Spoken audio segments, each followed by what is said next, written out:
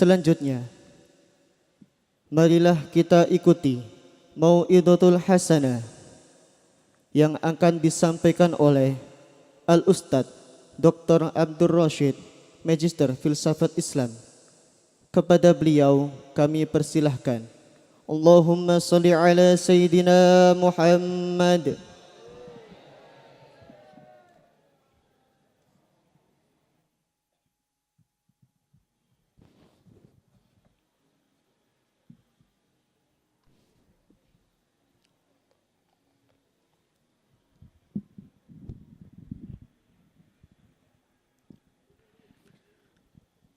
Assalamualaikum warahmatullahi wabarakatuh.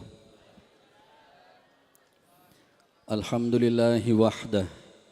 Wassalatu wassalamu ala sayyidina wa habibina wa syafina wa qurrati a'yunina wa maulana Muhammad ibni Abdillah wa ala alihi wa ashabihi wa man tabi'ahudah wa la hawla wa la quwata illa billah.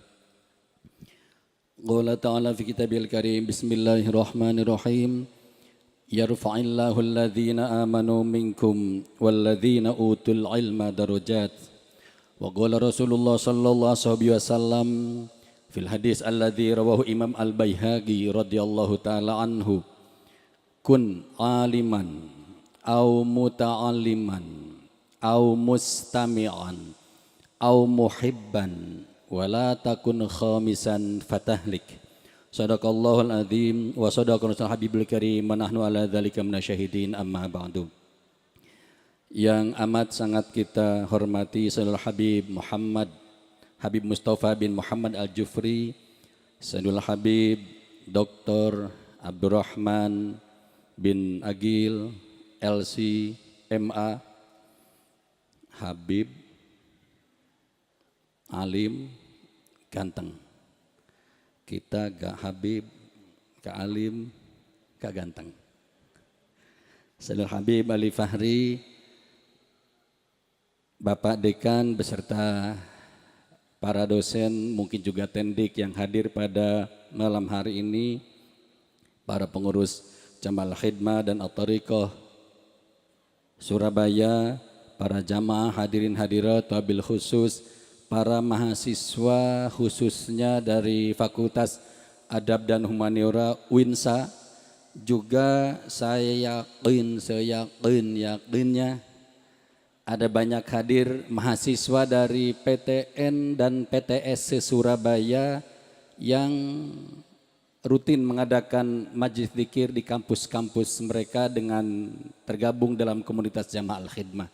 Ada banyak Pak Dekan di kampus PTN PTS di UNESA, kemudian di UNER, di ITS, di PENS, di apa yang di Rungkut itu, IPN, UPN, dan kampus-kampus lain. Para jamaah yang datang dari luar Jawa, saya lihat ada dari Madura tadi. Semuanya saja yang berbahagia. Pak Dekan, para mahasiswa, saya ini tipe laki-laki setia.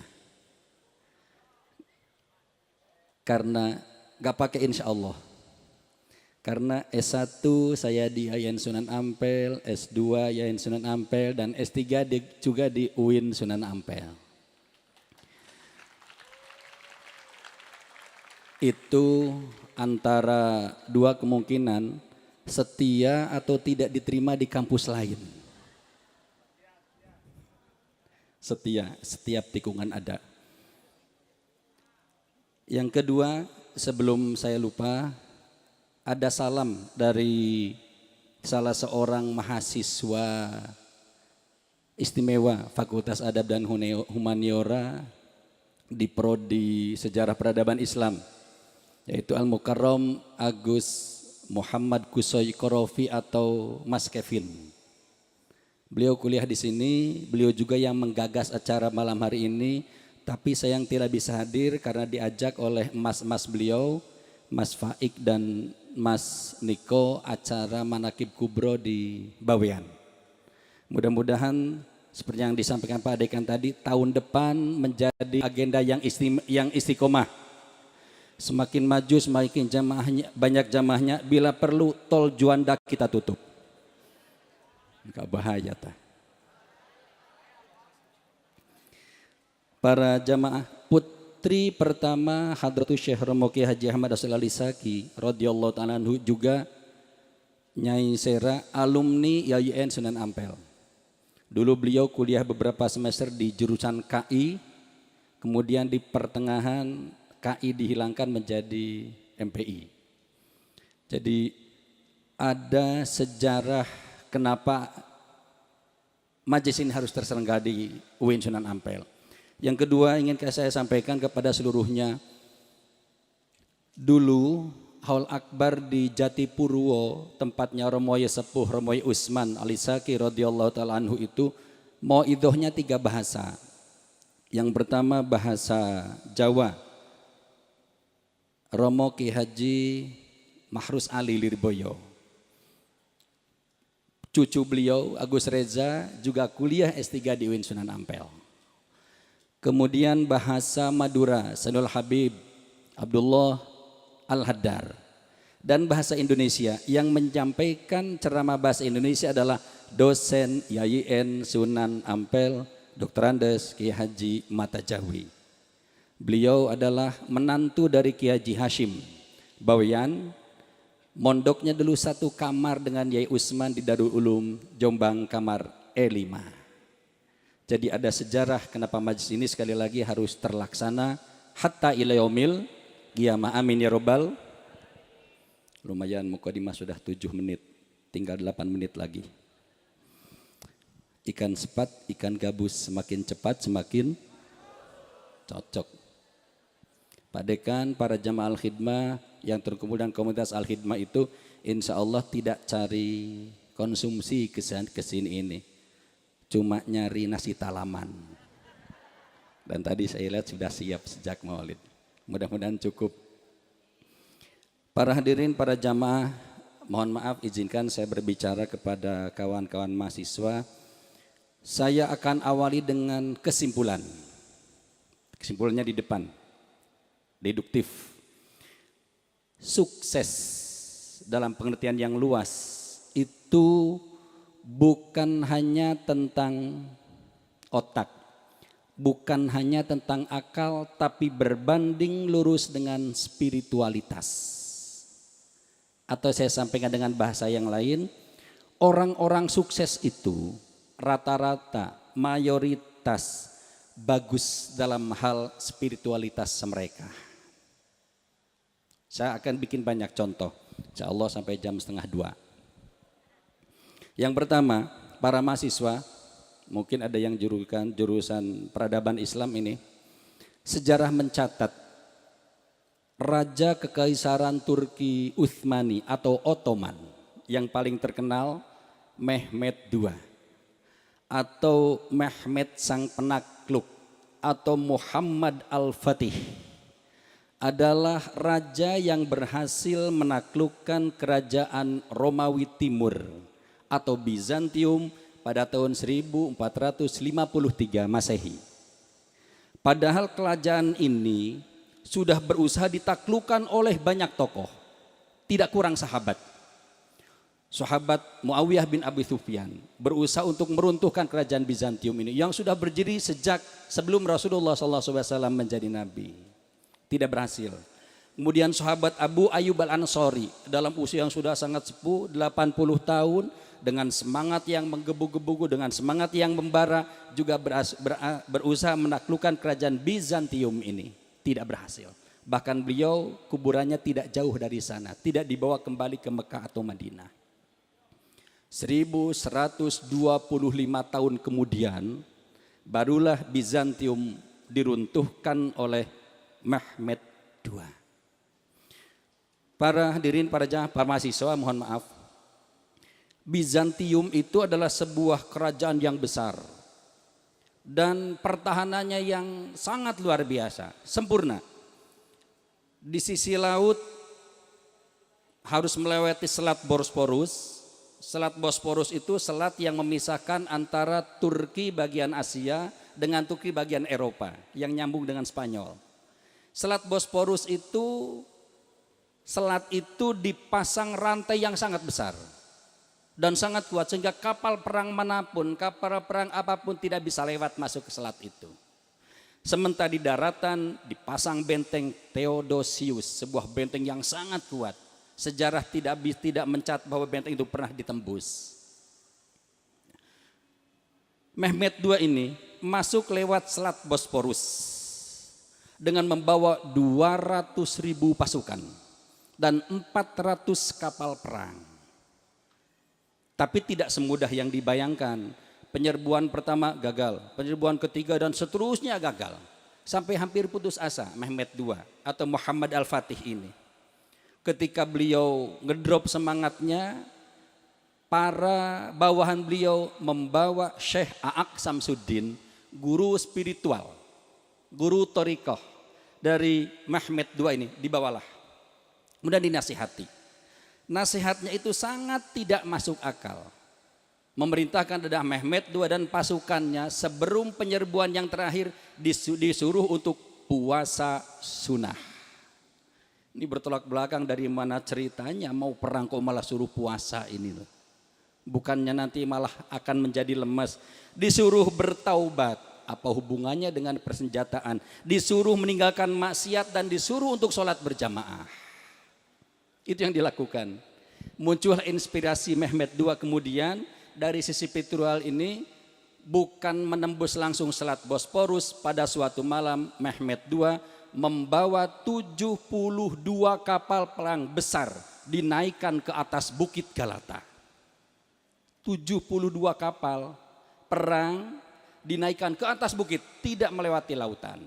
Nyebrang langsung di laut sebelah sana, di sisi sana. Pagi-pagi mereka heran, kenapa ada kapal di belakang sehingga terpecah.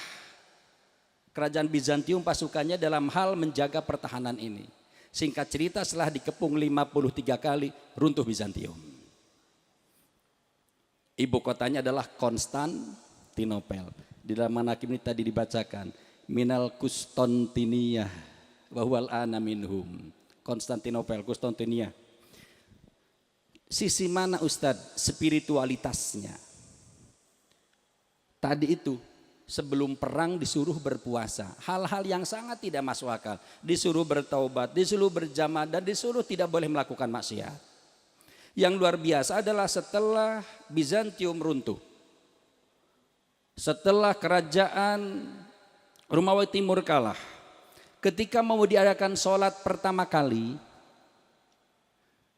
di kota Konstantinopel, di Konstantinia itu tidak ada seorang pun yang berani untuk maju khutbah.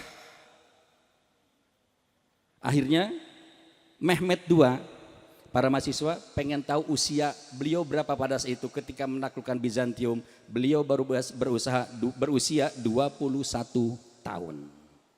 Bahkan S1 pun belum lulus. Tapi sudah membawa 200.000 pasukan dan 400 kapal perang besar. Ketika mau sholat Jumat, tidak ada seorang pun yang berani maju ke depan. Tidak seorang pun yang berani untuk menjadi khatib apalagi sholat Jumat. Kemudian Raja Mehmed II berdiri dan menyuruh semua calon jamaah sholat Jumat yang pertama kalinya di Masjid Hagia Sophia itu sekarang. Beliau menyuruh berdiri. Kemudian kata Mehmed II, beliau bertanya dengan suara yang lantang, wahai pasukanku yang jumlahnya ratusan ribu itu, siapa di antara kalian yang sejak balik pernah meninggalkan sholat wajib, sholat fardu satu kali saja? Silahkan duduk. Tidak ada yang duduk seorang pun. Artinya ratusan ribu pasukan perang itu sejak balik tidak pernah meninggalkan sholat fardu. Disuruh dengan pertanyaan kedua kata beliau, wahai pasukanku, siapa di antara kalian yang sejak akhir balik pernah meninggalkan qobliyah, ba'diyah, sholat wajib? Silahkan duduk. Tidak ada seorang pun yang duduk. Artinya pasukan perang itu yang pemberani itu tidak pernah meninggalkan qobliyah, ba'diyah. Seandainya saya tanyakan pada saat itu, wahai para mahasiswa, Yang tadi gak badiah maghrib, berdiri pulang semua, insya Allah pulang. Karena mungkin cuma 1-2 yang badiah pada malam hari ini. Pertanyaan ketiga, karena semua masih berdiri, kata beliau, wahai para pasukanku, siapa di antara kalian yang sejak akhir balik pernah tidak meninggalkan tahajud? 1 malam saja. Yang pernah tidak tahajud 1 malam saja, silahkan duduk. Kehebatan yang luar biasa terjadi. Semua duduk. Artinya ada, semuanya pernah tidak tahajud. Kecuali 1 orang yang masih berdiri. Siapa? Mehmet II. Allahumma sholli ala sayyidina Muhammad. Beliau seorang raja, beliau seorang kaisar, beliau seorang panglima perang. Ternyata selama hidupnya sejak balik tidak pernah meninggalkan sholat tahajud. Itulah kunci kesuksesan beliau. Akhirnya beliau yang menjadi khotib dan beliau yang menjadi imam sholat Jumat yang pertama di Masjid Hagia Sophia pada hari itu. Jelas? 2. 3 menit lagi. Katanya 8 menit lagi. Yang kedua, para mahasiswa, Presiden Insinyur Haji Soekarno. Presiden pertama diceritakan oleh Al-Habib Muhammad Hussein bin Salim bin Ahmad bin Salim bin Ahmad Al-Mutahhar. Siapa ini?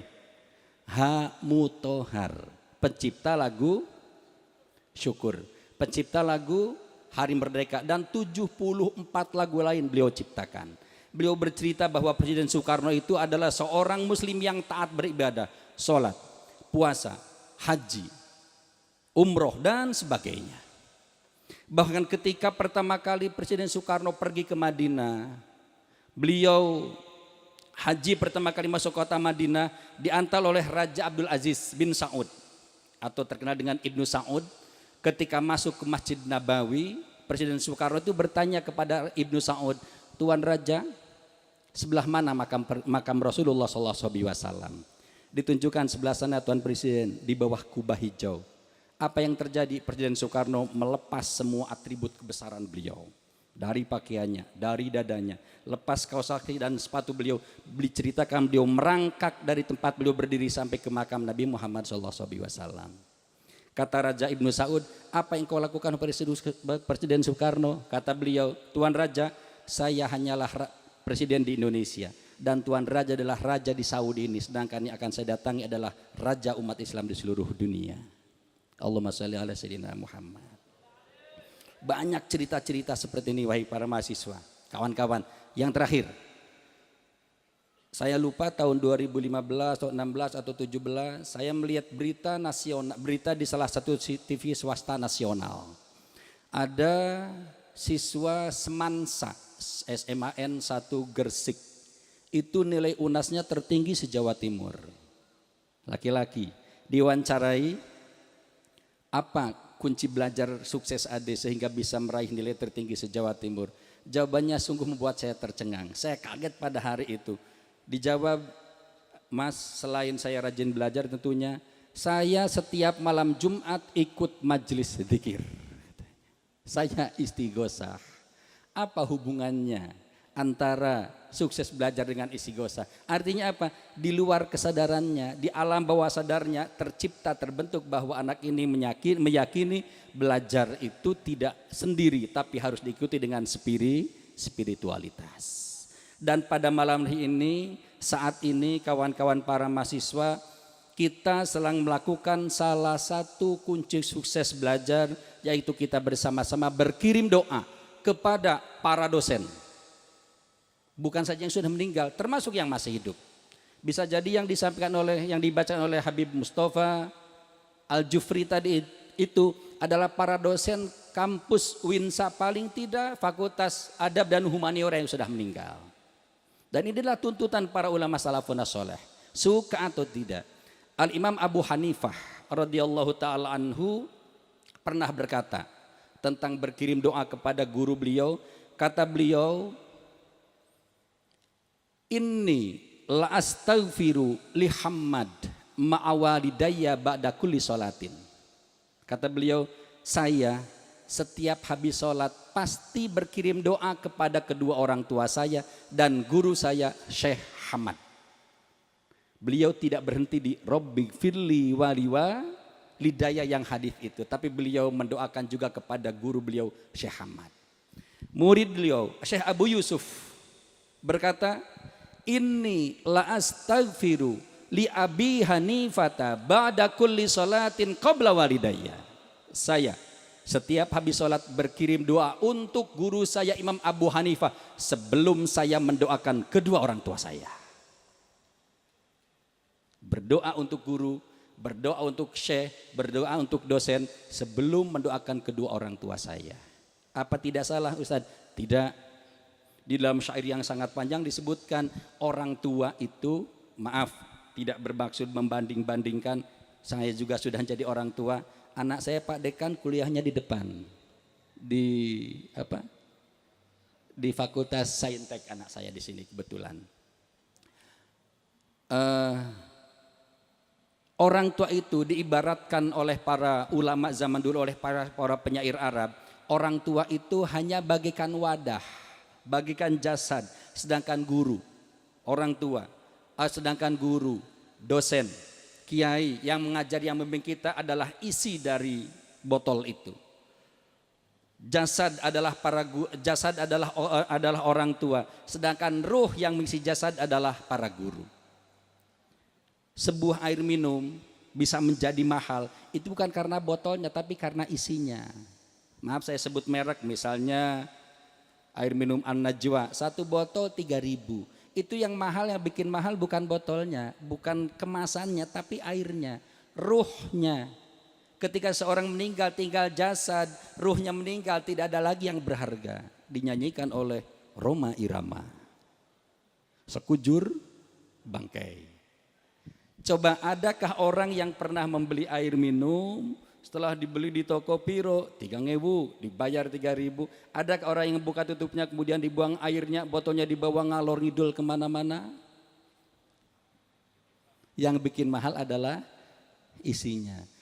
Orang tua adalah jasad. Saya seorang orang tua adalah jasad, sedangkan ruh yang mengisi ruhani adalah para guru, para dosen, para kiai yang telah membimbing kita. Jadi acara malam ini tidak boleh berhenti pada malam ini di kampus ini dan di kampus-kampus manapun di Surabaya.